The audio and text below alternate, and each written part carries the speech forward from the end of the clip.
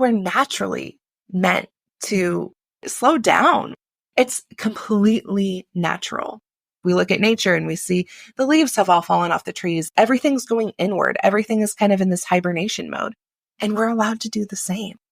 The world is kind of telling you, don't slow down and keep going. And this, you should be so productive in quarter 4 and blah, blah, blah. And it's like, it's okay to chill and relax. Hi, I'm Peavy. Hi, I'm Jamie. And welcome to Blank is a Mother podcast. We've been best friends since college, and we're using a comparative lens to share how we're coming into our power after 40. We aren't supposed to compare, right? Well, we all know that's not realistic. We started this podcast when our boys were toddlers. They are growing fast, and we've been growing too.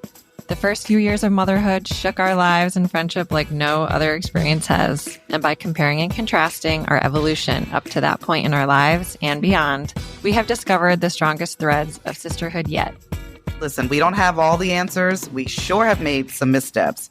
Follow along as we do our best to nurture our friendship and build an inclusive community while making 1,000 tiny mama decisions in an unfair world. Hi, I'm Peavy. Hi, I'm Jamie, and welcome to Blank is a Mother podcast. We are nearing the end of 2024, and today we have a lovely, lovely guest on, Audrey Rose. She is a self-worth empowerment coach. Just let that sink in. Yeah, we had the blessing of meeting Audrey when we were at our Call Mamas retreat in Oakland back in September, and she presented to the group with her amazing journal and workbook the last day. So we've stayed connected since then, and we thought we'd like to bring her and her voice to our group so that she can share her nuggets with the rest of our community. So we hope you'll enjoy this episode as much as we did. Yeah, and the exercise she had walked us through was a mirroring exercise. So we had to look at ourselves for like 10 minutes or more and talk to ourselves and tell ourselves all the things that we loved about ourselves and give ourselves grace for lots of things. That was hard for me. Me too. I actually still have the video. And if you haven't done that, when you look at yourself and you're talking to yourself, it's a very unique experience. I actually enjoyed it, but I got emotional during mine. Yeah, me too. I cried. Yeah. I did a lot of crying that weekend. And that's not my thing. But it's cleansing, as you say. Audrey has a workbook that can guide us through some of our exercises on self-reflection and empowerment. So y'all buckle up. Yeah. Real quick, before we jump into this amazing conversation, we have a request. And we get tons of great feedback from our listeners, and we love that. And we know that this community is not the most active on social media. That's totally fine. We are the same. We are passive. We more take in information than we produce on social media, which is fine. But ratings and reviews for the podcast itself really, really make a difference. And that's the one sort of strategic coaching that we've gotten for our podcast. I think our content is awesome. Our listeners, of course, are amazing, but we don't have very many ratings and reviews, even though we get them one-on-one. In the DMs. Yeah, which we love. Text messages, all that. But if you could formally submit a rating and a review on wherever you're getting your podcast, that would be so, so helpful. Please. Thank you, thank you, thank you. Please and thank you. Good, bad, and ugly. We want to hear it all because we want to hear what's working and what resonates with you and maybe what isn't working and what isn't resonating with you. But that's how we grow and continue to make this podcast something that you want to tune into. So thank you in advance for your feedback. Absolutely. So first, we want you to just introduce yourself and tell us what you do, because your title has to be one of the coolest jobs you could possibly have, which is lifestyle coach, self-love mentor, self-worth empowerment coach. Like, how sweet are those titles? Who doesn't want that behind their name? I think I'm still in between choosing. I've been calling myself a self-love empowerment mentor. I want to empower every single woman on this planet, which is such a tall order, to just love herself and to know that she's so worthy. I know for myself growing up, it was always the societal standards or unspoken rules or whatever, we call it, of, you have to have this car and you have to have the white picket fence and you have to have 2 kids and be married by 30, like all these unspoken goals, that we're supposed to meet. I just remember feeling like it was so wrong for me when I was on that track and trying to accomplish all those things. I felt so bad about myself, to be honest. And so I just want every woman to know that it's okay to like not follow what society tells you to do or the mold that we're supposed to be. I do that through all the things, my workbook, which I'm so excited that you guys have that you were just showing me, and retreats and mentoring and all of the things. One thing that stuck out to me, and I've been talking a lot about it, are limiting beliefs. Yes. And I know that you speak to that. And I was telling Peeve, that's one that interests me. So if you could give an example of a limiting belief, but then talking about how to break from those beliefs as we're setting goals going into 2025. So limiting beliefs are like the beliefs that we tell ourselves about ourselves. They're usually limiting because very often we're negative, right? And we're comparing ourselves and we think we're not good enough and all of that. So we start to have all of these thoughts that can be very negative and they can limit us from like our full potential, right? The more that we kind of subconsciously hear these beliefs, the more that we believe them, of course. The best example I have of a limiting belief that comes up a lot is hearing the words, I am not worthy. Say you're trying to go for a new job. I have a couple of clients right now who are actually looking for jobs and they keep on kind of getting like this rejection thing. And it's not them, right? It's just the world. It's whatever. But when those things happen to you, the first thing you tell yourself is, I'm not worthy. I'm not getting chosen. I'm not good enough, that kind of thing. Limiting beliefs also come up a lot when you are trying to leave your comfort zone and do something scary. If you picture like dating, like back in your dating days, you want to go talk to the guy that's standing over there. It's like, okay, let's go. But it's just like, no, like, I'm not good enough, or I'm not cute enough, or I'm not young enough. Insert all of those beliefs. So we hear these things in our mind, and 95% of our thoughts are on autopilot. They're subconscious. We're not even realizing them, that they're happening. As you have these thoughts come through, it's just happening naturally. And it's harder to control them or to even know that they're going on. One of the things I tell all of my clients, first, we have to pay attention to them. We have to recognize them. We have to recognize all of the thoughts so that we can start to fix them. What does that look like, recognizing it? So is it like talking about it, writing it down, doing some sort of mindful exercise? So I'll go through all 4 steps. The whole acronym for all of this is RISE. It's the RISE method. The first one is to recognize it.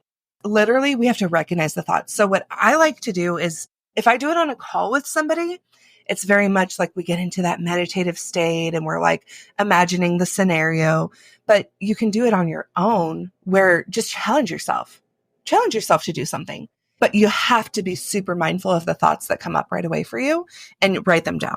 Pay attention to them. Maybe you're putting yourself into that type of situation that like, imagine, you're going to like hit on the guy at the bar, right? Something similar to that, where it's just like a scary situation.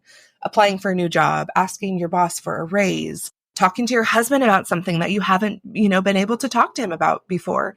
Just something that's a little bit out of your comfort zone, and watch the narrative that comes up for you.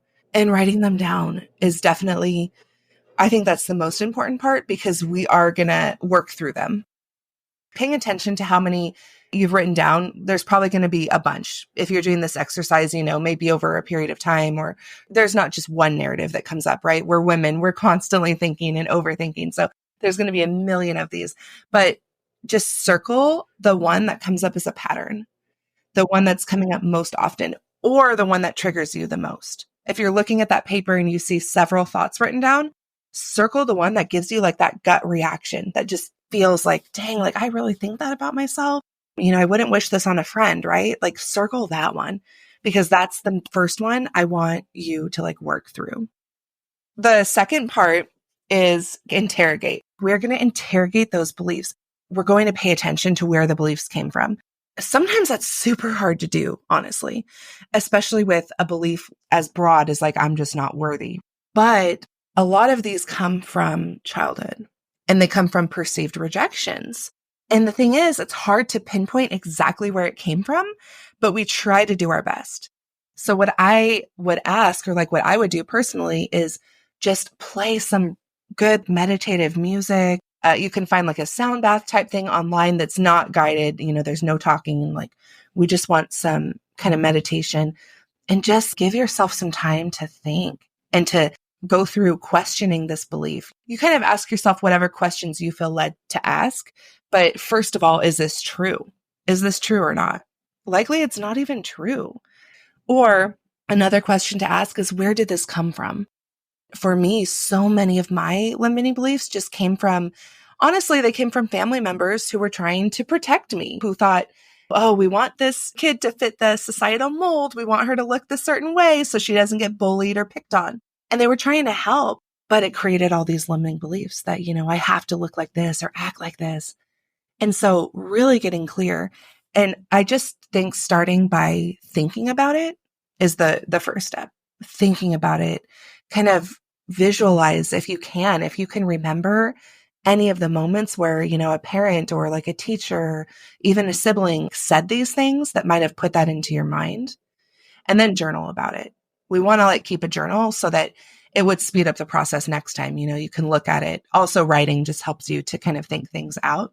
But getting really clear, that's going to help you debunk this myth. That process, the step 1 and step 2, remind me of this exercise I did early on with my personal therapist, which was actually really interesting because I see her virtually, but we did this kind of identifying where these beliefs came from exercise. And she had me close my eyes and she walked me through tell me where you are, tell me what objects you see, what are you doing? And then she kind of just asked questions like how I was feeling and where it came from. And yeah, it all stemmed back to childhood. And it was really obviously emotional because I don't just sit there and spend time doing this and looking backwards. And if you're just doing it by yourself, you don't even know where to start or where to go. So it was really, really powerful to be led through the process. And for me, it was so intense. It felt really quick. And then when it was over, she was like, we just did that for 20 minutes. And I was like, whoa, it felt like 3 minutes. We did that early on. So it's kind of helped us guide where we went with what I wanted to work on, like you said, what I wanted to interrogate and focus on. So, but it goes back to how my parents got divorced and my dad kind of abandoned my family. But it, this feeling of not being lovable. I wouldn't say that about myself just outright, of course I'm lovable, people love me. But there's something in there that maybe I had to kind of face from growing up, where this limiting belief that is deep inside of me that is a barrier to me moving through life how I want to and accomplishing what I want to accomplish. It gets stuck in there, right? You have gone through so much of your life knowing that intuitively, logically, that you're lovable and that you're worthy and all these things. You can look around at your life and be like, I have family that loves me. I have friends. I have, a significant other, whatever it is, but it just gets stuck right in there from when you're so young. It's just, we've perceived something and it sticks with us. Mine came when I was launching my business because I was like, am I going to be successful? Is my business going to be successful? My narrative from my parents was success looks like you get that corporate job, you climb the ladder, you sit for years. And so I was, after 20 years, it was like, bump that. I don't want to do that anymore for a lot of reasons. But when I launched my business, I was having those limited beliefs of I don't know. I hope this works. I hope I don't have to go back and get a corporate job. I don't know. Am I going to be able to do this by myself? Blah, blah, blah.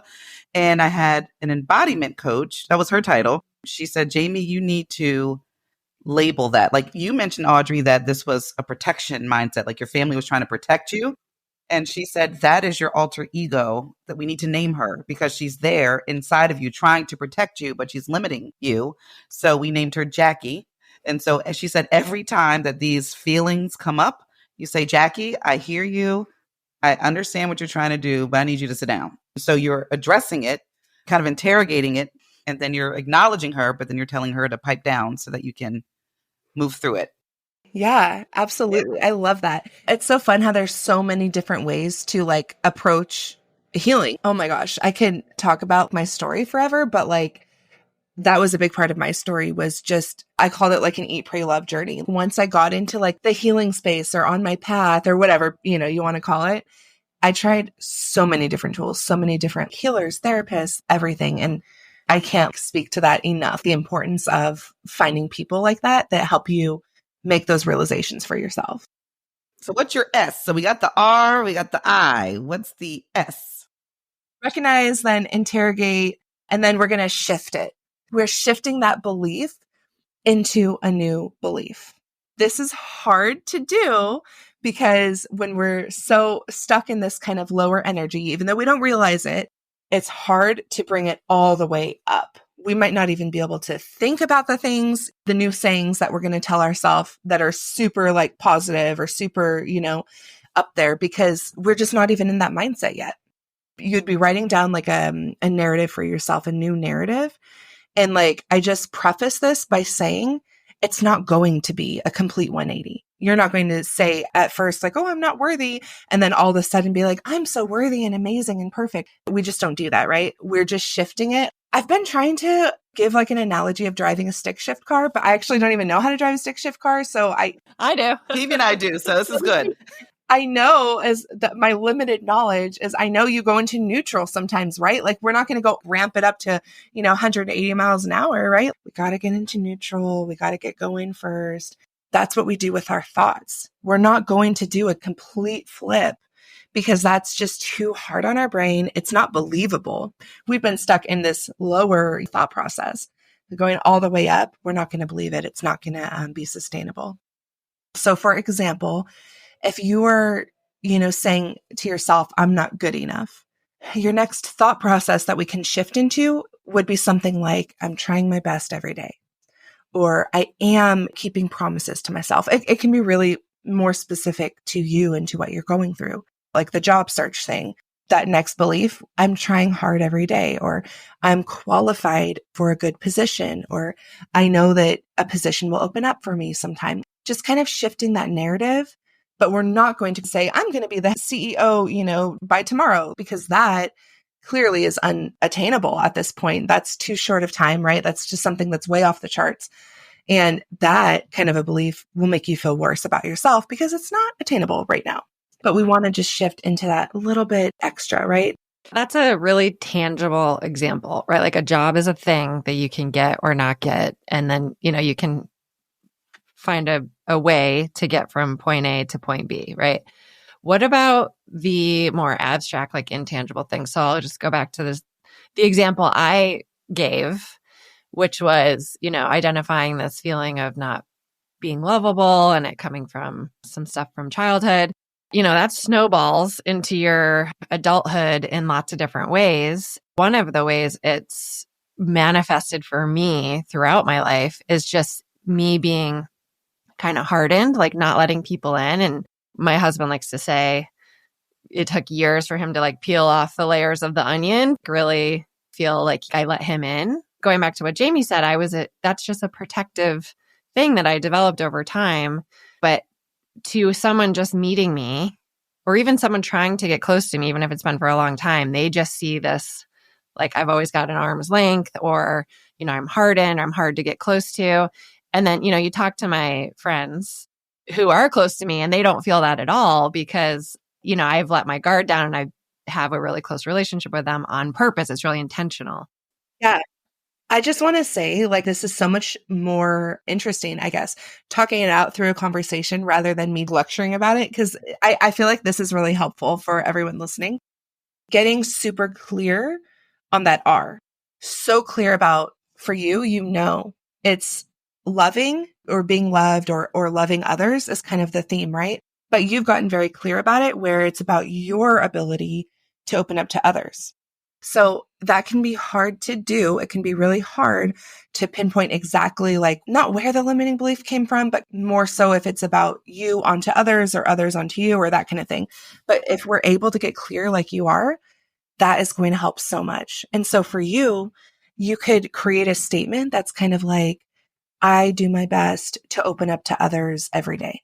You could kind of find a statement that just reminds you that, I do open up to others to make you more intentional about it.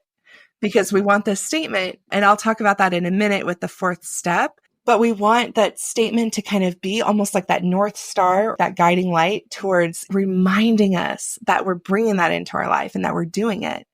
Somebody who feels, on the other hand, that they're not loved by others, they could create a statement using an example from your life. I'm so loved. My husband brought me flowers. I'm so loved by others. My friends text me almost every day. I'm so loved by others that XYZ. We're just bringing in the proof that the limiting belief is not true.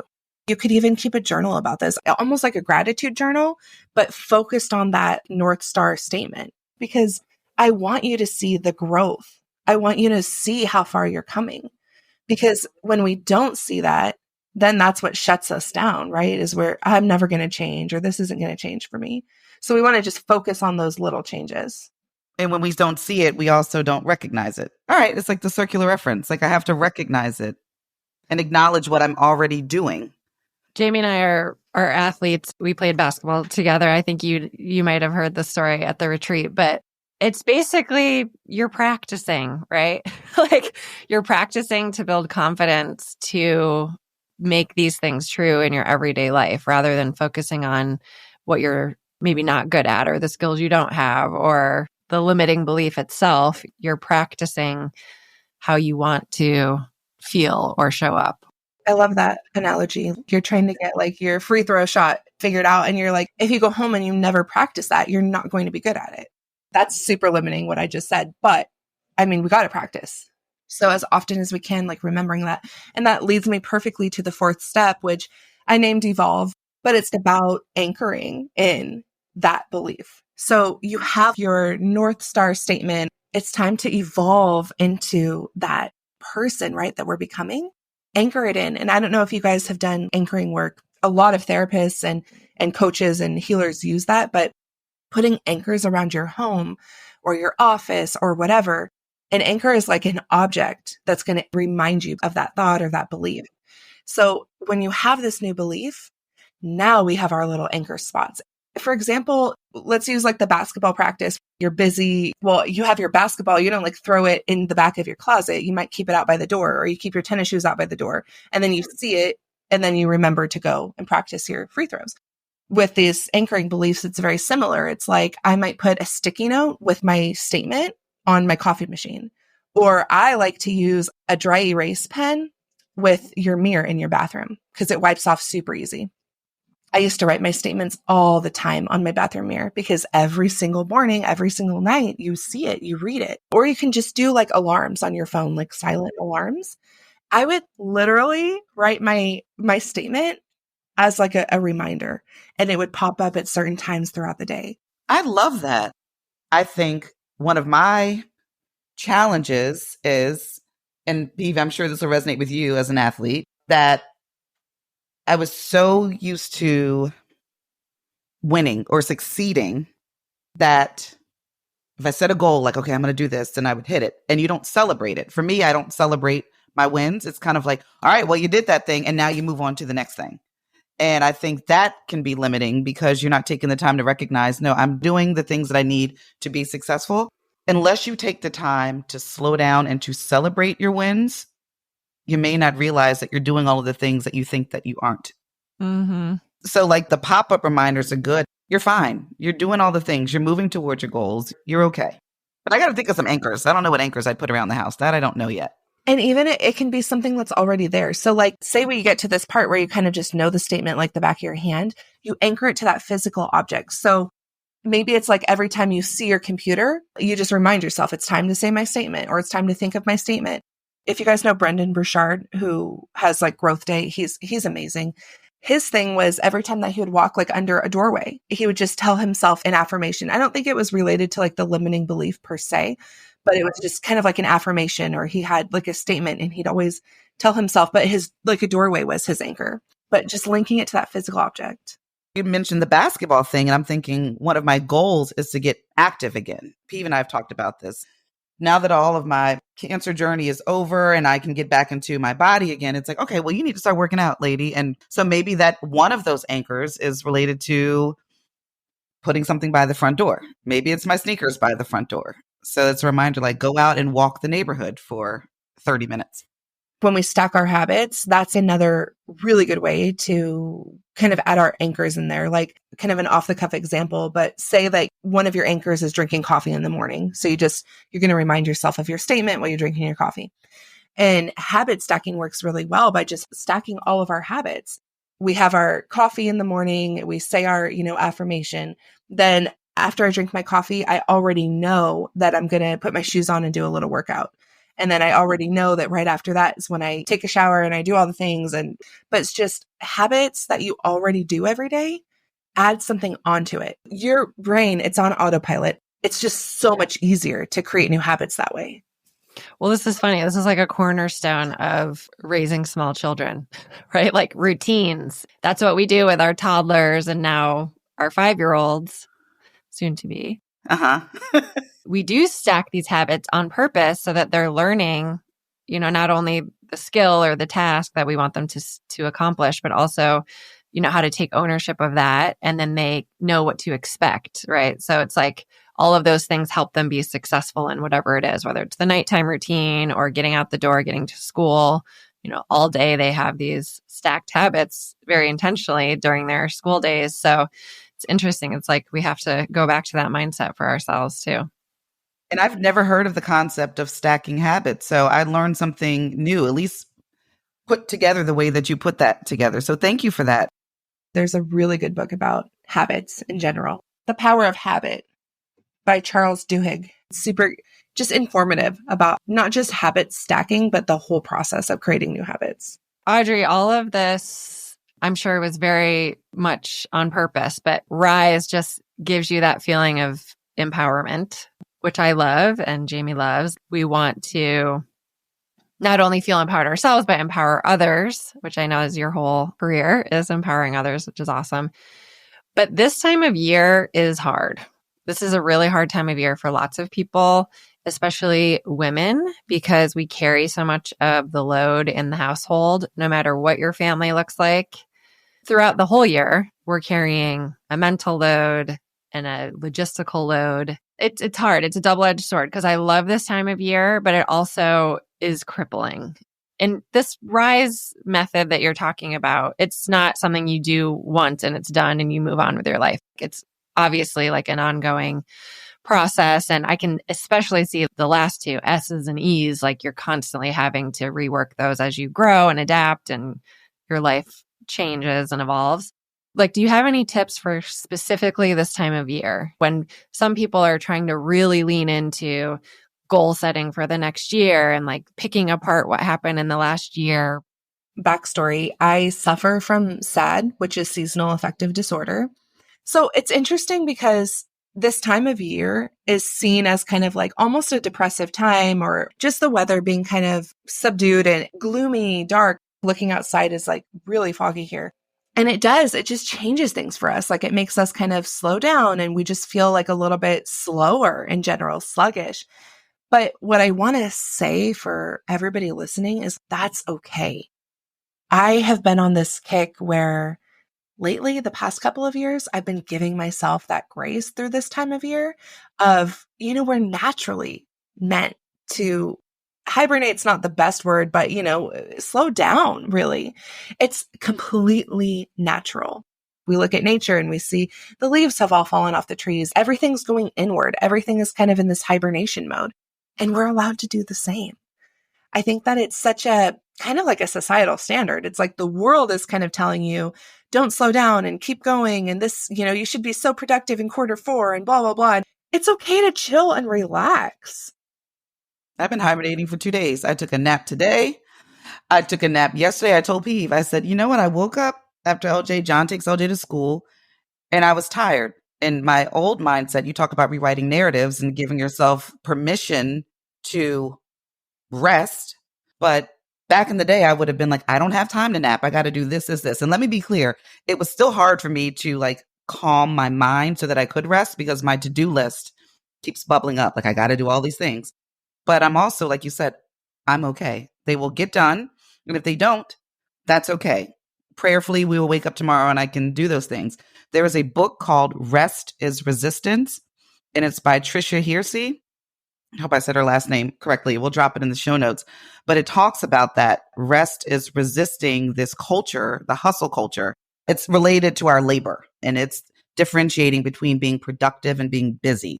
You can still be productive without having to be busy just for the sake of being busy, because society has led us to believe that the busier we are, the more successful we are. So resting is resisting the hustle culture where we are only tied to the level of labor that we put out into the world. And it's a really great book to reset and to rewrite our narrative around giving yourself permission to rest, because otherwise the world will beat your ass up because they make you think that you're only really doing well if you're really busy. I feel like you took the words right out of my mouth. Rest is productive. We are so allowed to do that. And I think oftentimes I look at my to-do list and it's just a bunch of stuff. They're not needle movers. They're not really that important. I don't have to do them.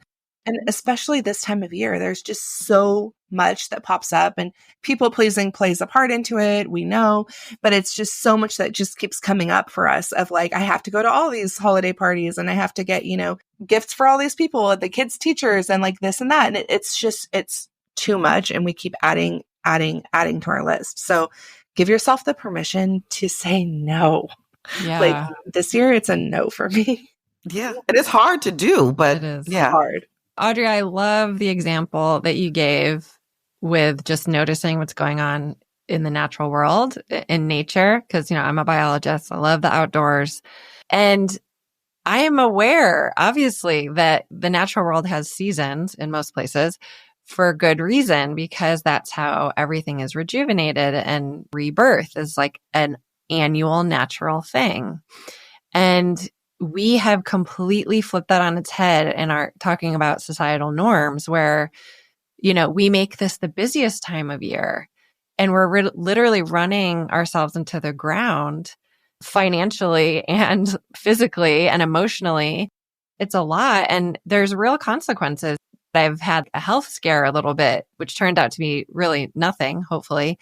But it was so hard for me to tease apart because I have not been resting, and my sister was with love, like, coming down on me a little bit, because she was like, you don't even like, you can't even decipher what's going on because you never rest. You never give yourself downtime.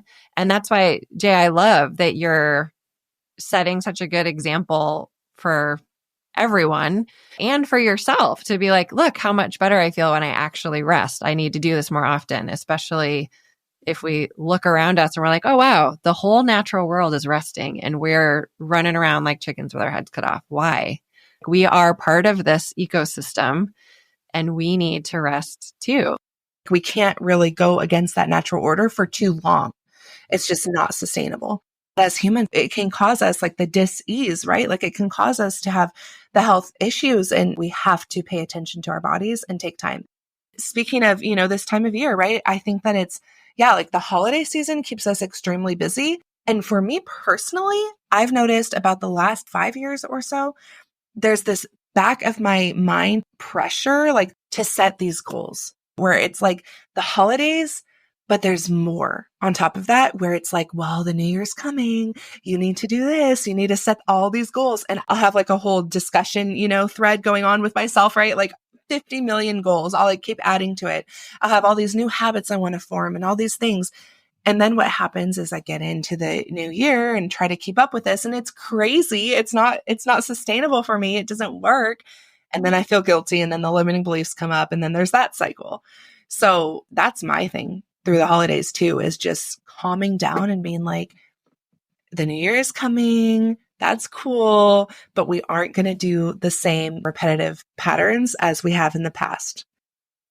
So this is interesting, right? Because it makes sense when you rest physically, mentally, emotionally, you create space for reflection. So it makes sense. You're naturally having this like, oh, okay, what am I feeling? How did I feel how this year went? Like, I think that's actually a good thing, a positive thing to look back so that you can look forward.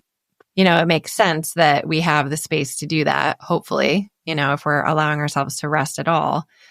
But it can become toxic if we let it start adding to our limiting beliefs for the next year, and really actually creating unrealistic expectations and just setting ourselves up for failure. So you said you're focusing on this right now. What are some things we can do to allow ourselves that natural reflection, but also be more mindful of giving ourselves grace, setting those more realistic, attainable expectations for the new year? One thing that comes to mind, and rather than setting hard and fast goals, like I will do X, Y, Z, maybe they're more soft, like I will allow myself more time to rest. Things that are softer and they're not like, if I don't hit this mark, I'm a failure. I love that reflection you just gave me. I'm slightly mind blown right now because it just feels so good to hear it. It just feels good to hear it from somebody else, right? Like, it's okay. I needed to hear that. So thank you, friend. Yeah, It's okay to like want to and to reflect and like want to like write down all these goals and all these changes. But for me, what I'll be doing is write it all down because I think it's good to have it. It's good to see it. But then just choosing a couple, only like one or two that I know I can stick to. And just the high priority for me right now, it is my health. So for me, that's going to be like my main focus in 2025. The soft side of that could be like, I will move my body every day, right? And then you're giving yourself permission for that to look a lot of different ways. You're not prescribing what that has to look like every day or every week. You're just a more like broad, I will move my body every day. But I think, can we take it a step further? Because I think that we have the goal that's softer, yes, and putting the measures in place to make sure that we meet them. So in that example, yes, I'm going to move my body every day. And for me, my calendar manages me, and I'm working on me managing my calendar. So maybe that means putting in my calendar a placeholder. So from 10 to 10:30, I'm going to move my body. And then you have that reminder that pops up. You're like, oh, get up. So I think, yes, have the soft goal and then put the task in place to make sure that we do it. Yeah, make it actionable and then measurable. Yeah. Because it's like, well, I'm stacking my habits every day at 10 after I have my coffee and I do my gratitude and I sit down and I journal and all those things that feel good and sound good. Then at 10 o'clock, it's my workout time, but I put it in my calendar so I can see it. I recognize it, and then I move on it. And it goes back to what we were saying a little bit ago about like how being productive, being busy makes us feel productive. So it's back to that whole thing for me where I'm like, oh, but I have to be very busy in other areas in order to feel like I'm productive or successful as a human. But it's rewriting that narrative totally of, for me, being successful means moving my body every day. And we were talking earlier about that Jamie and I want to reflect on what we talked about this time last year about kind of some goals that we set for 2024. But I think it's important to go back to all the things you just shared with us about the RISE process and not getting down on things that we may not have achieved or done as well as we had wanted to, because it's okay. It's okay to not hit all of the goals. We're still doing the best we can. Like those statements that you mentioned, like I think we still need to have those front of mind as we do the reflection. And let it be part of the reflection. Like I was saying for myself, the last 5 years, XYZ goal has been on my list for the last 5 years and I haven't taken any action step. We either need to forget that goal and part ways, like I'm never going to, do whatever that is, or rework it completely to something that really is going to be sustainable and that is going to feel good. Mm-hmm. Thank you for all these nuggets because I feel like you're dropping them, girl. We're trying to pick them up. So can you just say again what the RISE acronym is? Can you go over that again? And then also with the journal that PV and I were blessed with during our Calm Mamas retreat, maybe you can give information to the listeners on how they can get their hands on one of your journals as well. But I think a recap of the RISE acronym would be helpful. And feel free to DM me anytime. The RISE acronym, it's to recognize, interrogate, shift, and evolve.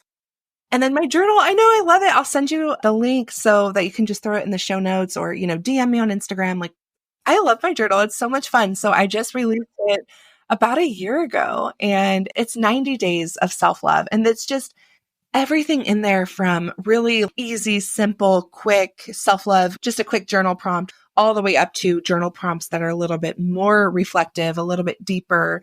And it's a workbook because, there's different like activities that you can do in there. A lot of things that I do at my retreats and in my sisterhood. I just opened it randomly and I will tell you what popped up. I just opened it. Where in my life do I need to slow down? So if that isn't timely enough of what we just talked about. And that was a random page flip. Where can our people find you?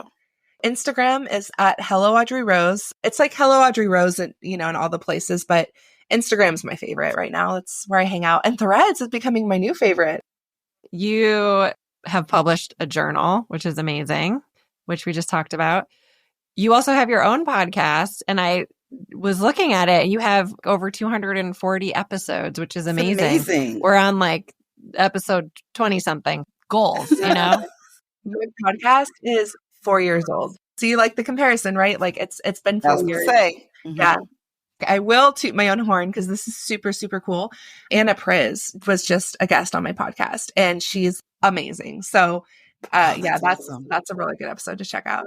But yeah, the podcast, the journal, all of the things.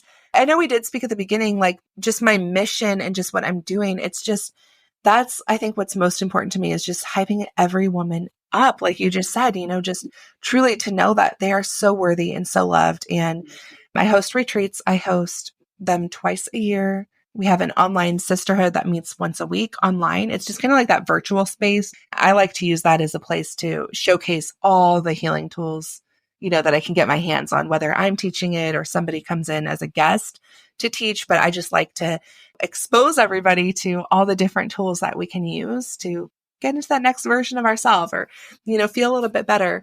And the podcast, it's called Ready to Rise Podcast. So Ready to Rise Podcast. So good. We're so thankful for you. Yes. Thank you so, so much for your time. This was so awesome. I enjoy this. Thank you so much.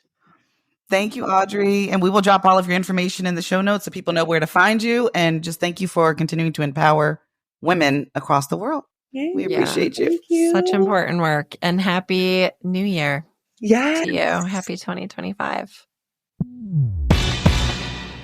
Follow us on Blank is a Mother podcast on Instagram. And we'll talk to you soon. See you there. And happy end of 2024. Love you, Peeve. Yeah, I love you too. It's busy. It is. Don't forget to call your best friend. That's right. And get some rest. Rest up for the new year.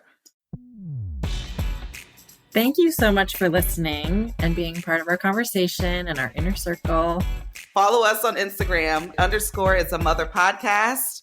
And we look forward to you and your best friends joining us next episode.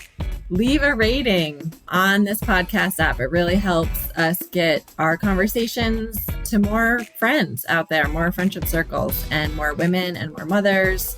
And that's what we're here for, to broaden the conversation, to bring everybody into the circle. Thank you for listening. Thank you for joining us. We'll talk to you soon. Go call your best friend.